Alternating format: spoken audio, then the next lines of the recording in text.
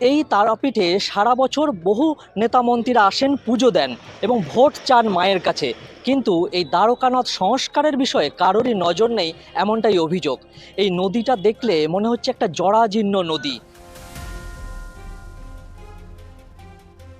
দ্বারকানাথ যা ছিল, মানে আমি যদি এই তৃণমূল সরকারের ক্ষমতা আসার আগে যতটুকু ভালো ছিল, বর্তমানে সেটা আরও খারাপ হয়েছে।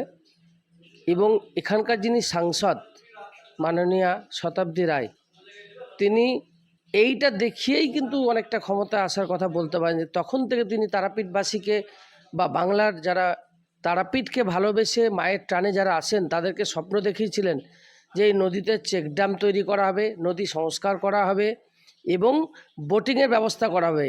এই কথা বলে তিনি 3টে টার্ম পার করে দিলেন।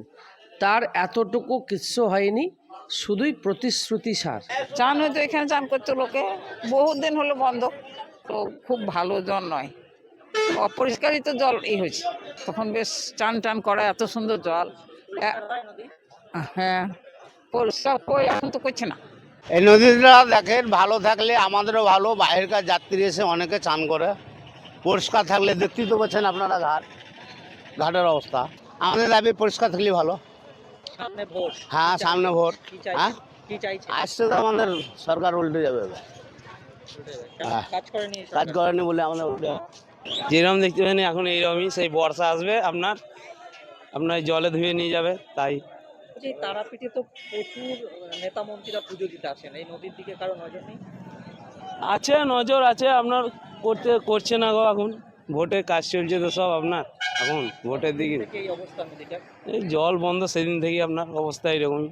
আমরা স্থানীয় বাসিন্দা চাইছি সব ভালো হোক, সুযোগ সুবিধা সব পাই।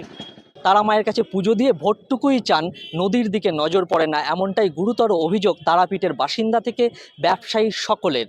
তারাপীঠ থেকে ফিরোজ আলীর সঙ্গে অভিষেক দত্ত রায়, ইটিভি ভারত।